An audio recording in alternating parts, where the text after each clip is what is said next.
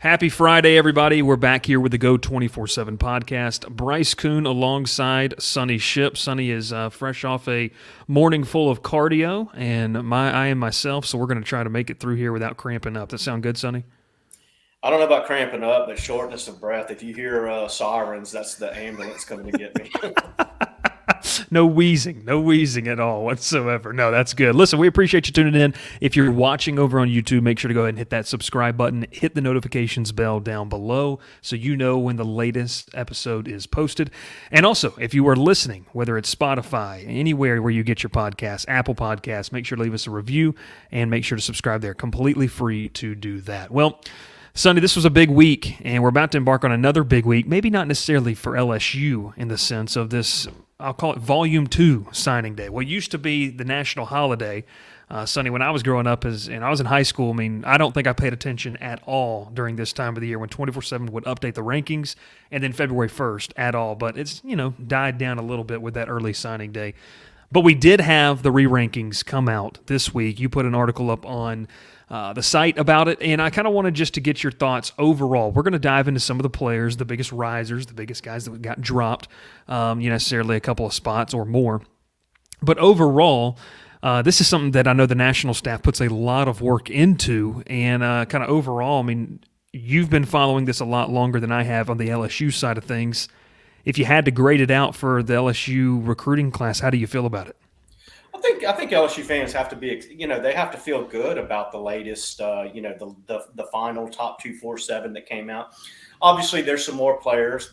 Some of the guys who are already 4 stars, but not in the top 247, and some of the guys who were 3 stars and 2 stars are also going to be reevaluated leading up to signing day over these next couple of days. So there could still be some minor changes.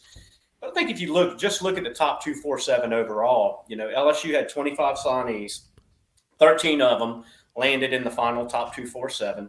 All 13 were in the top 247 before this latest update. So no one got knocked out.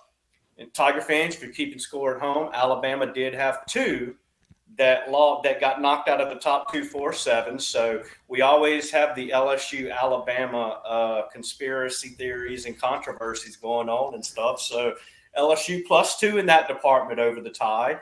But I think overall, when you look at it, LSU gained 100 total spots. Looking at that from guys who may have moved up from, say, 210 in the country to 208, and guys who were 210 who dropped to 220. When you did all the math of those 13, LSU gained 100 spots. And so, I think in the grand scheme of things, fans always want their players to be ranked higher. They wouldn't be called fans and fanatics if they didn't. But in the grand scheme of things, looking at this latest update, I think it was a good update for LSU fans. The one player who had a significant drop in his ranking was Shelton Sampson Jr. But after his week at the Under Armour practices, to where really didn't do much, kind of went in a little banged up to begin with. So you have to take that into consideration. But the national guys, they were looking to see, someone get out there, take advantage of the opportunity, and really just go into it with all that he had. And I think Sampson had a different mindset. Where he was a little banged up, looked at it as a vacation, already signed with LSU, didn't feel like he had anything to prove. And so, for someone like myself who has seen him in multiple settings, a lot more settings than our national guys have had a chance to see him in, I don't put as much stock into what happened in Orlando, because I've seen him go out and absolutely destroy other teams and other kids. Yeah. In 7-on-7s and things of that nature. So, and I didn't, and that didn't just all of a sudden change my opinion of him then. So my opinion hasn't changed much, based off of what happened at the Under Armour week. But I get it when the national guys who don't have a chance to see kids as much, they want to see them. And when they don't get to see much, of course they're going to dock them. Somewhat. So, but outside of that, 2 5 stars, you went in with 2 5 stars, you finished with 2 5 stars.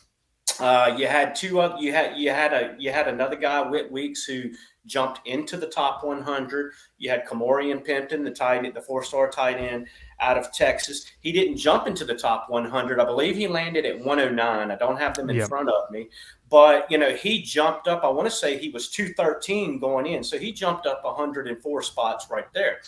Javian Toviano jumped up after his week in Orlando for the Under Armour.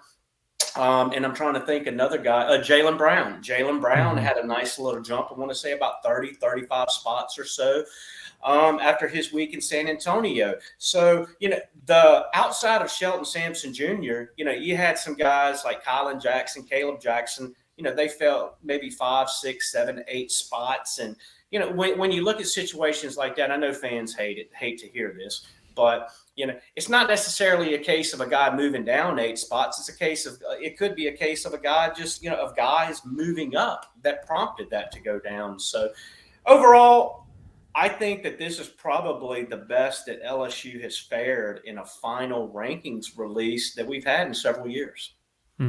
I like what you said too, because I think a lot of other sites are going to say the same thing when it comes to a guy like Kamorian Pimpton. The guys that fell due to a result of his high rise, it's not because they weren't playing well. It's just that he impressed so much during that All-American Bowl. So it kind of gives you a little bit of perspective on that. Let's start at the top here. We mentioned it with the 2 5-stars. Zaylent's Hurd, I mean, this is a kid that you've obviously followed him a lot closer. I got a chance to watch some of his film, and to be, a guy that I was reading some interviews and just things that he's said. After we saw what happened last year on campus with the 2 freshman offensive tackles, bringing a guy like Hurd in, just stacking talent at a premium position. Sonny, that's huge, and obviously LSU able to get one of the top ones and finish out. And then you add in, a guy like Deshaun Womack, who, look, that edge position needs a lot of help. You and I talked about that. They need depth there, and to bring in a guy, to me, 2 premium positions, and when you look to the NFL draft that's going to be coming here, those are 2 positions that get paid a lot of money at the next level. And LSU, if you had to put 2 5-stars somewhere, obviously you'd love a 5-star quarterback, but to get a tackle and an edge rusher, that makes me feel pretty good there at the top of the rankings. Yeah, no doubt. Outside of quarterback, that's probably 2 of the hottest commodities when it comes to the draft and when it comes to, filling out your roster. If you're going to go and give a buttload of money to someone outside of a quarterback, you want to be somebody protecting that quarterback, or you want to be the guy who's in charge of rushing after the quarterback on the other team. And so I'm with you. And when you look at Zaylent's Hurd, he had a really a meteoric rise when you look at where he started at. Started out as a 4-star, and was outside the top 247, and then started that rise once folks got him a chance to get some verified measurables on him. 6'5.5", 6'6" range. Just a huge wingspan. And I think a part of his game that kind of flies under the radar is that he played defensive line, prior to his junior season. He was kind of considered more of a defensive lineman at the time. And there was even some talk that he wanted to play on the defensive line when he got to college. Obviously, all of the offers that start rolling in when everybody starts telling him, look, do you know how much offensive tackles make? That kind of changed his perception right there. But you would really, if you're LSU, the only downside really with Hurd is that you would have loved to have been able to get him in for the spring, to be able to get him in there, to be able to get him working out and stuff. It didn't work out that way. He'll be there during the summer. But I think if you could have gotten him there in the spring, you could have gotten his feet a little wet, then you might have been able to toy with that possibility of, okay, if Hurd is as good as advertised coming in, if he's like Will Campbell and he's like Emory Jones was, well, does this allow us to put Hurd at right tackle and now slide Emory Jones inside? Obviously, LSU doesn't have a big need inside because you got Miles Frazier back, you got Garrett Dellinger back, you got Charles Turner back at center, Marlon Martinez, who could play anywhere along the offensive line. So you have a lot of guys. So that potential move is probably a year or so down the road now, if it would happen. But Womack is on campus, and that's a big plus to be able to have him on campus. From talking to sources, he came in really good shape, and looks like a guy who they think that once he being here in the spring, and then you have the summer, you're able to start putting some weight, start putting some good weight, start putting some good muscle on him. They feel like he has a legitimate chance to be able to come in and contend for that starting jack linebacker spot vacated by BJ Ojulari. I wanted to ask this, just referencing just this, because it's so different when you get a kid in the fall. Okay, so I think the traditional college student gets there in the fall, still trying to get acclimated. When you get a guy like Womack in the spring, and we talked a little bit about this in our last episode, but to have him, by the time he gets to fall camp, Sonny, he's really not. Maybe some of the newness has worn off. The idea of the stuff off campus that you have to worry about, classes, all that kind of stuff. But obviously, he's understanding, hey, this is the scheme that we're running. He's learned under Matt House for now 6 months, which to me makes me feel a lot more comfortable if he slides into that jack linebacker spot. Yeah, instead of having the way I kind of look at it is if you got a guy who comes in, gets there for the summer. Usually by the time you start to hit November, kind of like that, you look at them, you say, okay, well, these guys are really not freshmen anymore. They've had some considerable play-in time. They're really not freshmen anymore. However, when you get a guy in for the spring, he goes through the spring, you got the summer, you got fall camp. Once you get through, get through about 4 games, I think now, they start to kind of shed that label. They shed it a little bit quicker. And so that's obviously one of the biggest advantages to get these kids in during the spring is that, for me, it's not, being part of the scheme and understanding the scheme better and understanding what's expected of you is all important. But it also all goes into that acclimation process, the acclimation process of being away from home, of being a student, of being a college student, of not having someone holding your hand every step of the way like they do in high school now. So all of that acclimation period of going to the grocery store, getting your own groceries, your iron breaks and, oh no, I got to go buy a new iron. Well, yeah, mom's not going to get it. So you got to go get it for yourself. All of those things are part of maturation, are part of growing up that a lot of these kids don't really get until they get out on their own because they've been babied and because they've been nurtured for so long. They've been told you're the best, you're the best, you're the best for so long. Now, we talk about the small fish and the big sea, but, you're not the best anymore. Because there are 3 other guys coming in that class who are also have been told that they were the best just as long as you were.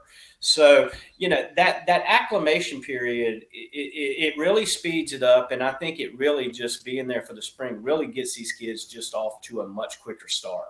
And then you don't also have as many true freshmen. Instead of having 25 guys, you've got 13, you've got 13 guys with you who came in this class. And when the other ones get here, it just makes that, I think it also helps the learning curve for the other guys too, because now their peers, their people that they got close to throughout the recruiting process, they can ask them questions. They can go to them instead of having to go ask that, that 4th-year senior who's in the locker room and, looks like he wants to bite your head off.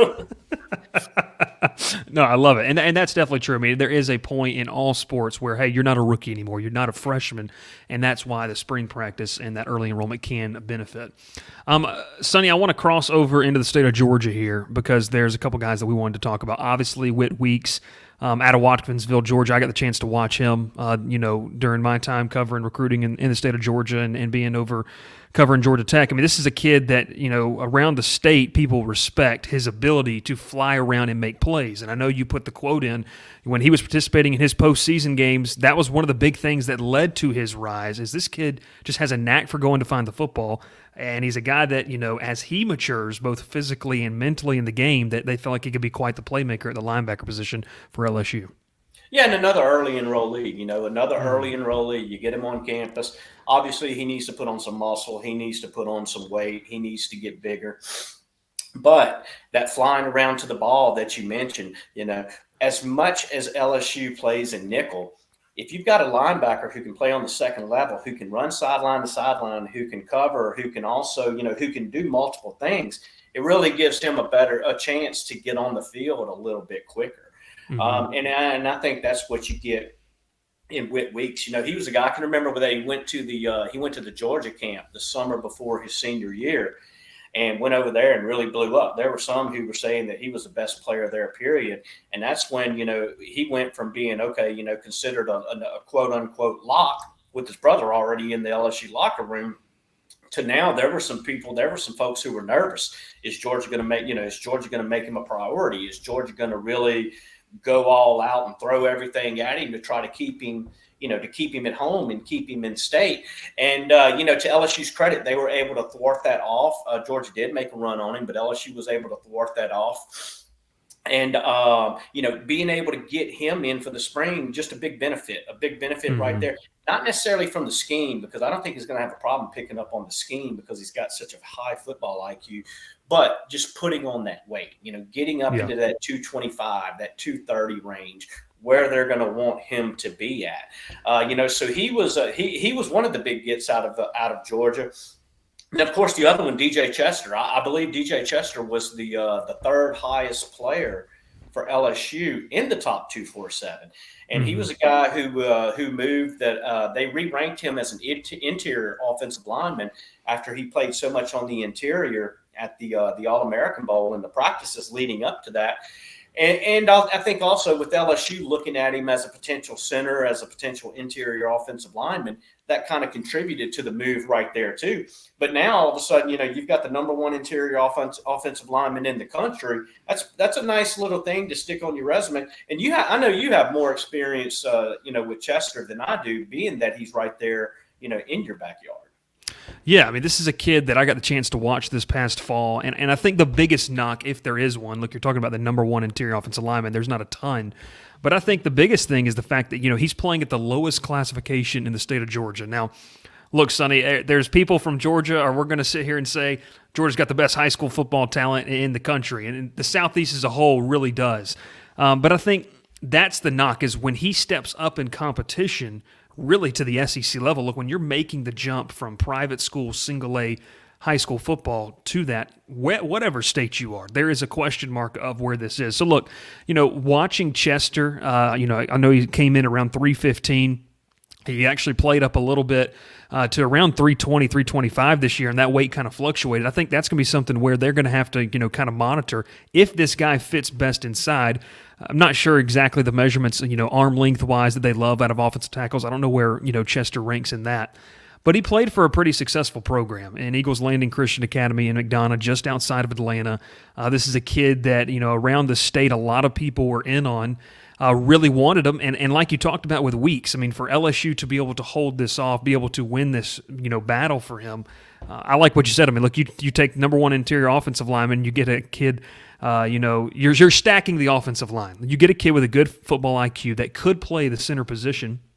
I watched him play the center position this past year. The biggest thing, and look, well, we see it on a fall Saturday, and we all get frustrated with it, Sonny. But it's one of those things where the relationship between the center and the quarterback, that was the one thing he struggled with, was snapping the ball and being more comfortable with that. And so that's going to come. I guarantee you, if LSU wants him to play center, he's going to be off to the side of the practice facility, practicing snapping the football and really growing that relationship with the quarterback. So it's one of those things where this is a really high IQ kid. He's very physical. And even kind of talking with, some other coaches that their team played against, and they said, look, this kid has really good hands. He attacks well as an offensive lineman. And then the last thing I'll note about it, when you play at a single A private school, oftentimes you have to play both ways. Chester, his first 2 years, was another guy that played defensive line. So it's one of those things where he also understands schematically what defenses want to do, and I think that led to, him being such a high IQ player. Yeah, and fortunately, he's at a position that LSU doesn't need him to come in and to be an immediate contributor. Yeah. You've got solid depth inside, and so he'll have some time. He's not going to be forced into the same situation like we saw with Will Campbell, like we saw with Emory Jones, to where they were, they had to play. LSU just absolutely needed them to play for LSU to have a chance to win any games outside of a couple of rental wins, the cupcakes they had, outside of that. you needed Emory Jones to step up. You needed Will Campbell to be that rock on the left side. LSU doesn't need DJ Chester to come in ready to play. All they need him to do is come in with a good attitude, with a good mindset, and then just see and see where the chips fall from there.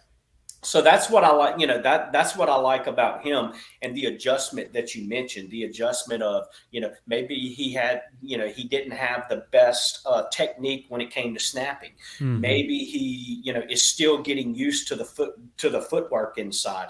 Maybe he's still getting used to the punch of playing inside. And so he'll have some time to be able to kind of get acclimated to all of those areas that he does need to improve at. Yeah, and I think one thing too you talked about, just getting acclimated to it. When you're playing at such a low level, and I'll say this, I played at the same level he did, not too long ago, but I was nowhere near the caliber of player that he was. But it is one of those things where you can get away with a lot of things when you're the best player to low classification. And so when you talk about technique, I love the fact that we're talking about LSU is getting into a spot where you don't have to say, hey, these top 5 kids in our class, they have to contribute day one or we're in trouble this season. As you build that depth that you have to have in this conference, it's really big for them to afford that opportunity to him. Kind of one of the last guys I want to hit on, and you can add on to this. I know that you all were able to do this and watch this kid a lot. Ricky Collins. Look, it's a quarterback-driven sport at this point. The Heisman Trophy is one that most often goes to a quarterback. So when you look at Ricky Collins, just a 10, spot drop. But is it one of those? Is another situation with like Shelton Sampson? You just don't really worry about it. You get him on campus, you develop him, and he's also a guy that you cross your fingers. You don't need to contribute day one in Baton Rouge. Yeah, I think with Ricky, it was more of a situation to where just guys entered the top. The top 247. You had several who entered it, who was in that, in that 150, maybe 175 to 247 range. And so when you have several of those guys who come into it, and if they're going to be higher, well, then, you have to go down.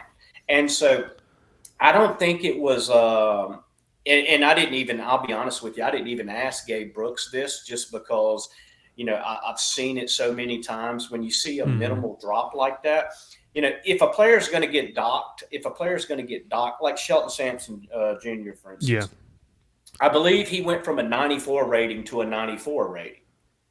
So look, if your rating changes, there's no other way you can classify it as that he dropped. He fell in the ratings. But when you look at a guy like Ricky Collins, Caleb Jackson, Colin Jackson, guys like that, the rating didn't change. So you didn't so there wasn't all of a sudden someone saying, I don't think Ricky Collins is really as good as we have him. Because if that was the case, then you're going to want to adjust that rating, not just the slots that they fall into. So I think that's what it was with Ricky Collins. And look, he didn't put up these video game stats like you see some quarterbacks around the country put up, 3,500 yards, 4,000 yards, whatever some of the numbers are thrown out there. But he also was on an offense to where it wasn't as quarterback centric. Even though he was the best player on that side of the ball, the offense wasn't just to where everything revolved around the quarterback. And so, I think that combined with his team that faced a tougher schedule, faced a pretty tough schedule, when you look at the teams that they played. So I think all of that probably played more into it than anything else. As far as Collins, like you mentioned, he's a guy that, you get him there for the spring. So that's good that he's able to get acclimated. He's able to start learning the offense. He's got a lot more to learn than your offensive linemen do, than your edge rushers do. He's got to make sure he not only has to know what his responsibility is, but he needs to know what everybody else's responsibility is, to where he can point them in the right direction when that true freshman on the outside doesn't line up right. And so, Collins is going to bring a lot of those same traits to the table. And I think with him, it's just a matter of surrounding him with more talent, giving him an offensive line to where he's not having to run for his life, and then allowing him to reach a comfort zone of processing information, processing what he sees. If he's able to do that at a slower level and not, not all, now all of a sudden he's not thrown into that number 2 quarterback spot to where he's one injury away from getting in there. He's able to learn. He's able to take things a little bit slower. He's able to get those reps that no quarterback wants to be the scout team quarterback. Walker Howard didn't like being the scout team quarterback last year. Yeah. I get it, but part of the growth process and part of earning your keep, so to speak, and earning the respect of everyone else around you is going through that process, taking your lumps, being the scout team quarterback. And, so I think with Ricky Collins, I'm not expecting any other changes out of LSU's quarterback room. I think that, I think LSU is going to go into 2023 with Collins, with Garrett Nussmeier, with Jaden Daniels as your 3 quarterbacks. Don't really see that changing. And unless there's injuries to the first 2, Collins is going to be allowed to have that, that growth, that he'll be able to accelerate it, but it won't need to take those steep inclines. Just keep getting a little bit better, And if he does that, I think he'll be fine, because I think that, we can look at some high school quarterbacks, and we can look at that and say, okay, well, they're all, how much more can they really get better? Yeah. They've been having a quarterback coach since they were 6 years old. They've been, they've got their technique. They got everything down. Where when you look at Ricky Collins, I think you still have a relatively raw quarterback. I think you have an athletic quarterback. You got athletic quarterback who has a big arm, but I think he's still really trying to, learn the position. That's not a knock on his head coach at Woodlawn either, former LSU quarterback Marcus Randall. For someone who's not as familiar with the LSU scene, he was the one who threw the bluegrass miracle. Okay. All right. Hey, we learned a little bit today, right, Bryce? A little education. Yeah, so not a knock on his coach by any means, but there's only so many hours in the day that these coaches have to be able to work with kids. And so I think Ricky Collins really has he's got a lot of untapped potential that Joe Sloan is really going to be able to get into and kind of bring out in him. I'm looking at this right now, and as we kind of wrap up today's episode, top 24/7 finalized for 2023. The staff has also turned their attention to 2024. We had a junior day weekend last week. We'll have that again before the dead period sets in. No big, I don't think any commitment type of a big weekend, but there's going to be some definite talent on campus.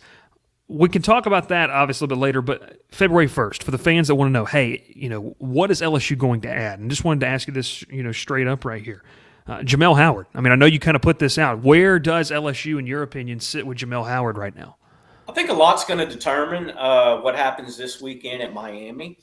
Look, Miami, I think if you're looking at it from a strict need, I think Miami has a bigger need and that's not saying that LSU doesn't have a need, but I think Miami has a bigger need for a guy like Jamel Howard.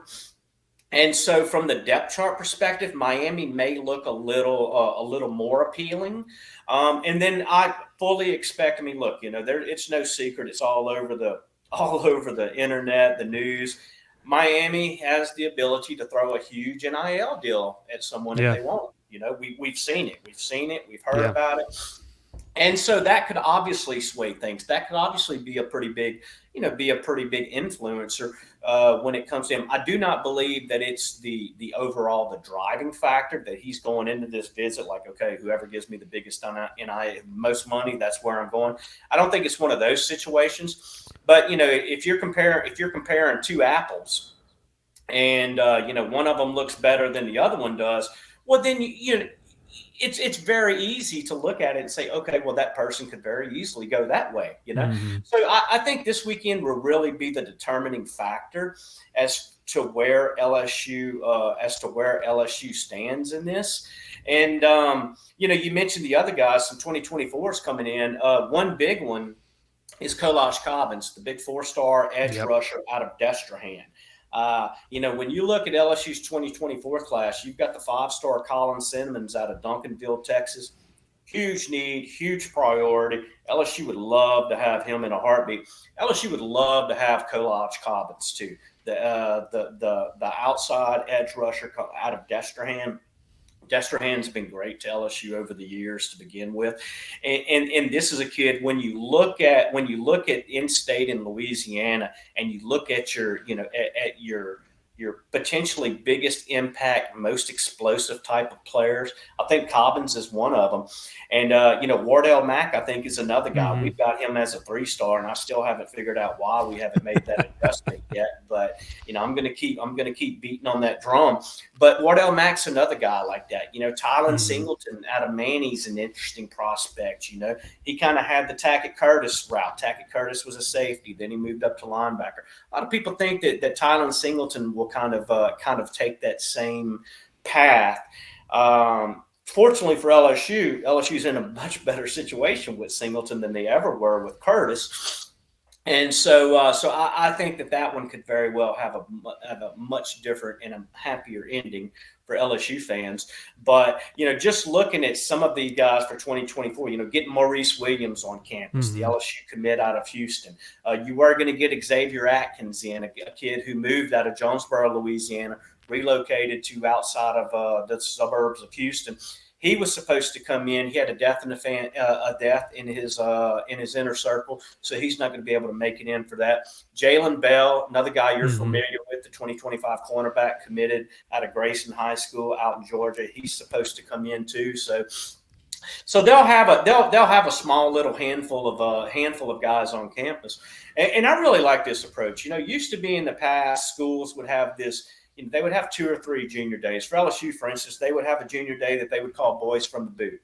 You just invite the big names out of Louisiana. When they would do that, you would have a kid who wouldn't get invited that, you don't think that much of me? And so it could create a little bit of isolation. It could create some moments where the coaches have to smooth things over. Or then you would have some junior days where they would have like 200, 300 kids on campus. And it's impossible to get anything accomplished out of that. You can meet with a select few, but then what's all of these other ones, they just feel like that they're just cattle going through being shoved through a corral, Yeah. And so I like this approach to where you have more events scattered out and you keep it low, you keep it small numbers. You keep it to where, you got 8, 10, 12, 15 guys on campus. Now, you've got a coach for each kid.